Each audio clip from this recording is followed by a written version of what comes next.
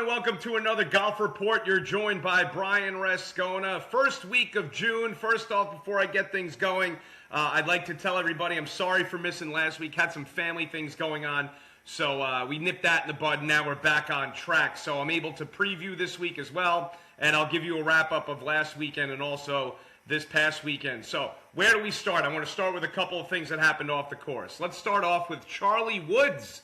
Charlie Woods qualifies for the U.S. Junior Amateur. First time he ever does that. So the U.S. Junior Amateur, I think, will be between July 20th and July 25th. So Charlie Woods will see himself in his first U.S. Junior Amateur event next month. So hats off to Charlie Woods. Also, more stuff from the LIV. As the LIV played a tournament last weekend down in Korea, Joaquin Niemann was the winner of that one. Beat Taylor Gooch in a playoff. But, you know, that's not the story with LIV, as we know. LIV now already in the process of filing for bankruptcy. But according to Sergio Garcia, there's not a lot of uncertainty about the future of LIV, according to him. Now what they're saying is they're going to get downsized to 10 events, from what I'm hearing. So 10 events with smaller purses. And Bryson DeChambeau is helping the CEO, Scott O'Neill, find funding to take the place of the public investment fund, the Saudi Arabian Public Investment Fund, and they're looking for between $250 and $350 million to fund the LIV Tour. So if you got an extra $250 million or an extra $300 million laying around, you want to invest in a LIV Tour, be my guest. But Bryson DeChambeau will be helping the CEO of the LIV Tour, trying to get funding now to keep this LIV Tour going. And again, they're going to go down to 10 events. So that brings us up to the golf. What happened this past weekend? I'll start with the LPGA.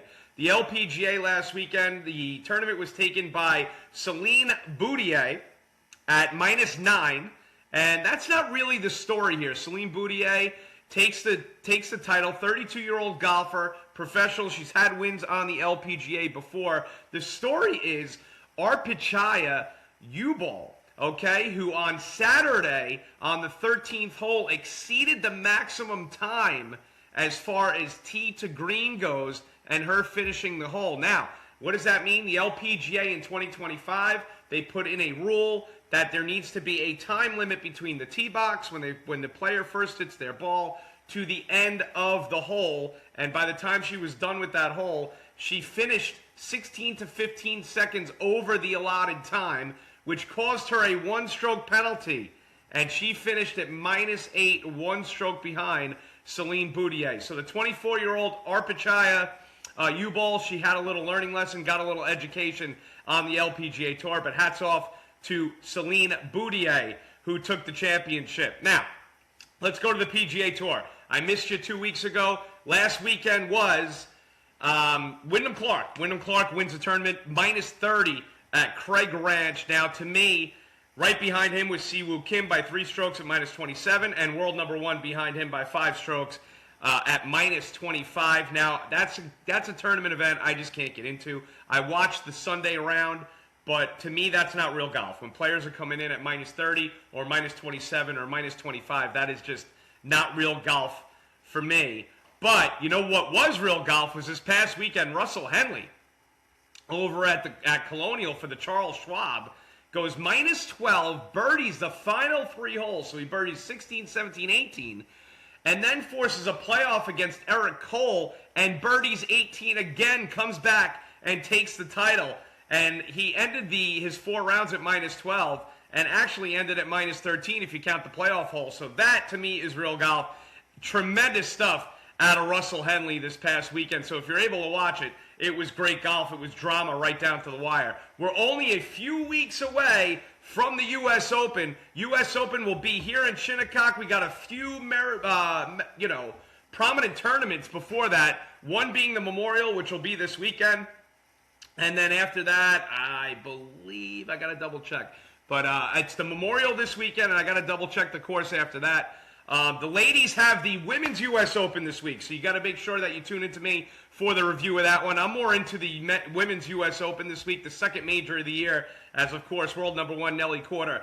According to the LPGA, also, Now, Nelly Korda just got selected for the Solheim Cup team, which is basically the women's Ryder Cup team. So congratulations to Nelly Korda. She's the world's #1. I'd be very surprised if she was not on that team. So she got picked to be on the Solheim Cup team for the women.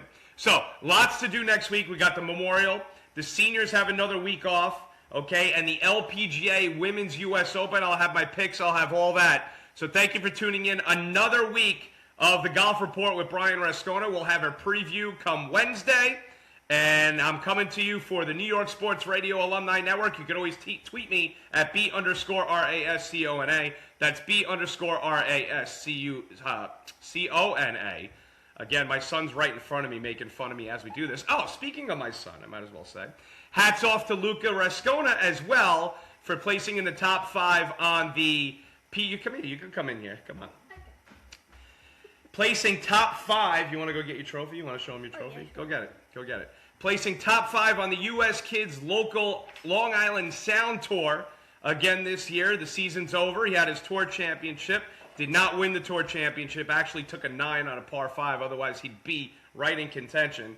And he wins the trophy for the U.S. Kids local tour for being in the top 5. So congrats to Luca Rascona on his golf game. He's got the drive, chip, and putt in exactly 1 month from today on July 2nd. So keep in touch next week again for a preview of what's going to happen at the Memorial, the LPGA, the Women's Open, everything about golf. You're watching Brian Rascona with another golf report on the New York Sports Radio Alumni Network. Play within yourself and hit them straight, everybody.